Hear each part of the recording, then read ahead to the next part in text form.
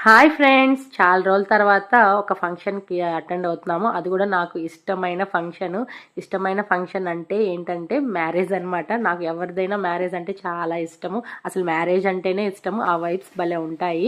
ఇక్కడ మా దగ్గర వర్క్ చేసిన ఒక అబ్బాయిది పెళ్ళండి. ఇంకా అబ్బాయి పెళ్ళికి వచ్చాము. ఫైనల్లీ గిఫ్ట్ అయితే ప్రెజెంట్ చేసాము. డిన్నర్ కూడా చేసేసాము. ఇక్కడ మీకు ఒకటి చెప్పాలి. నాకు పెళ్లి భోజనం అంటే చాలా ఇష్టం అండి. మీలో ఎంతమందికి పెళ్లి భోజనం అంటే ఇష్టం కామెంట్ చేయండి. నాకైతే పిచ్చి ఇష్టం అనమాట. తెలియని వాళ్ళ పెళ్ళికి కూడా వెళ్ళి తినాలనిపిస్తుంది.